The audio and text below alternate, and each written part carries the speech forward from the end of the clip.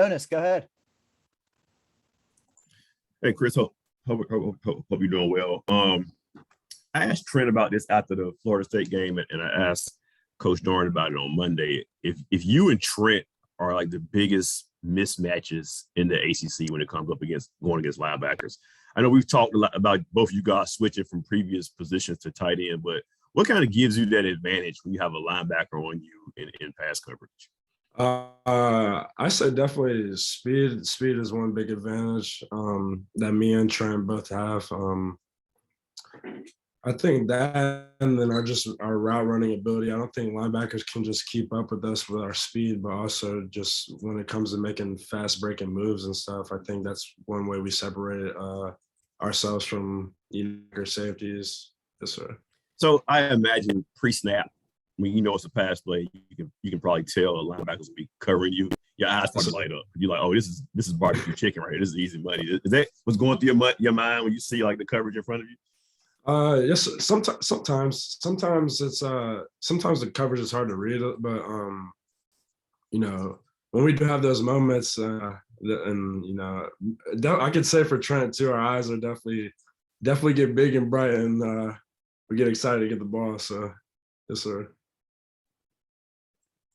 Todd Gibson.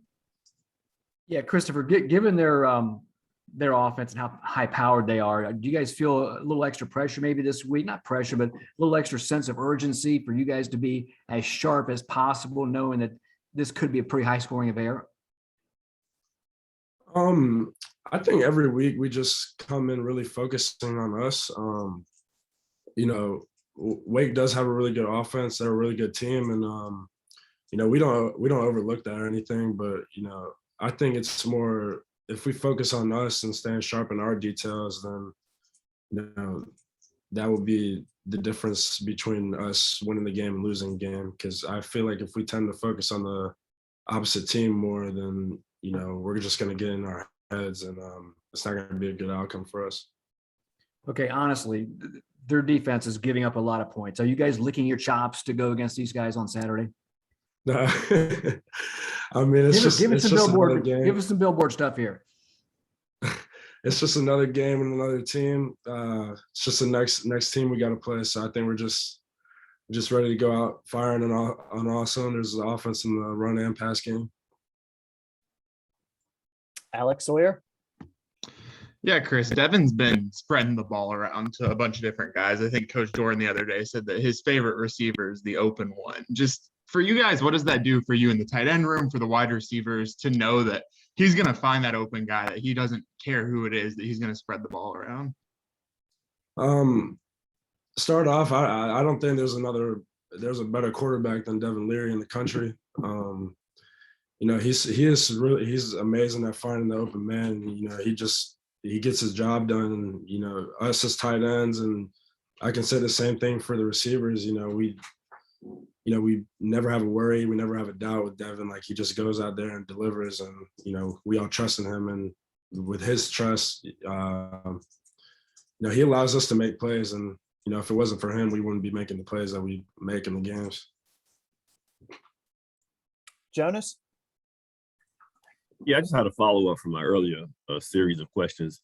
Coach said for you, it seemed like, you came in as a receiver, you hadn't played snaps from receiver, you played special teams some. So a switch seemed like it was easy for you because it was a way to get on the field. Did it take a lot of convincing? And I guess now that you're catching touchdown passes and you're in the offense, you're probably happy with the switch. Yes, sir. It really didn't take a lot of convincing at all. Maybe in my earlier years, I was kind of getting my freshman and sophomore year, I was getting more like guys just messing around with me because I was a bigger receiver. They were like, "Oh yeah, you're gonna move the tight end." I honestly wasn't happy with that like at first, but now going into the season, before this season started, in the off season after the bowl game last year, Coach Dorn called me up. Asked me how I felt, and it was a really easy decision because I just want to, not only it was a chance for me to get on the field in a better setting for myself, but also just anything I can do to help the team. That's all that matters to me, and all we care about is those W's around here. So how'd you manage to put on extra weight to be a tight end, but keep those receiver, that speed and those skills at that position? I think I just don't think my body was in the right position. It was my first 2 years here at State. And so the off season after the Kentucky game, I really focused on, my flexibility and stuff, but also being able to gain more weight to be a tight end. And so that really helped me. I was easily able to put on weight. It wasn't hard, especially with Coach Thunder's program, but also just, I would also just work on the receiving drills and stuff instead of mainly focusing on tight end, because, I want to incorporate both of those, receiver skills and tight end skills into my game. And so that was just my primary focus. It's funny you said that, because I was about to ask you. It says tight end on the depth chart, but in your mind, you probably think I'm still a receiver.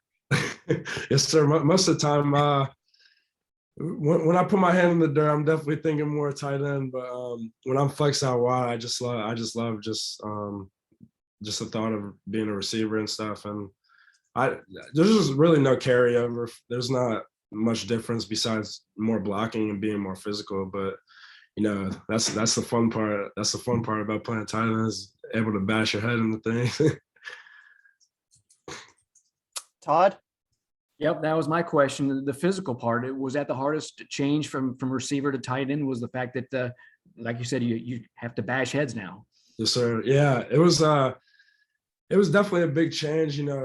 I really wasn't in a physical position my whole life playing football. And so this year definitely changed that. But I knew if I wasn't going to be physical, then I wouldn't be able to, help the team, or, even let alone get on the field. So that was really like my separation from getting on the field, and my physicality. Do you feel like you're going to put more weight on too? I mean, you're somewhat young. You can still put on more weight. Is there kind of a goal for how much you want to weigh? Is there like a weight that you want to target? Yes, sir. I want to be about 245. I think that would be a good way for me, just so I can maintain my speed and, athletic ability out, like flex out wide, not only in the box. Go ahead, Jonas. Okay, so in reference to Devin Leary, Tanner said he was an artist. Pitts said he was a magician. What's one word? I think it was Pitts. What's one word you would use to describe quarterback Devin Leary? Oh man, stellar. I think Devin Leary's stellar. That just popped into my mind randomly. I don't know why, but I just think he's just a lot of quarterbacks in the country can't do what he does in terms of passing. And I think he's changing the game around here. I think he's changing the game around North Carolina. He's definitely bringing back old NC State ties with Russell Wilson and Phillip Rivers, with what he's been doing on the field. It's been so awesome to just even be able to experience that, and let alone have a quarterback of his caliber just able to get the ball out to us. And it's special. He's a special dude. And go ahead, Todd. Yeah, yesterday you found out, and he found out, that he wasn't one of the 20 quarterbacks for the OBrien Award. I'm sure as a team, you guys heard that. And how did you react to that? And maybe how was he at practice yesterday, knowing that he wasn't one of those 20 quarterbacks when he should have been? Yeah. I saw the news on Twitter, and I don't really think that I don't know how much Devin knew about it or anything like that, but that's something that nothing like that's gonna faze Devin. Devin's not fazed by anything. He's more confident in his play, and he lets his play do the talking. But I saw the list, and I thought it just kind of shocked me. I thought it was ridiculous that he was on the list, but at the end of the day, he's our quarterback, and we know what he can do, and he's going to shock the country. That's all we know. Does anybody else have anything else? Looks like we're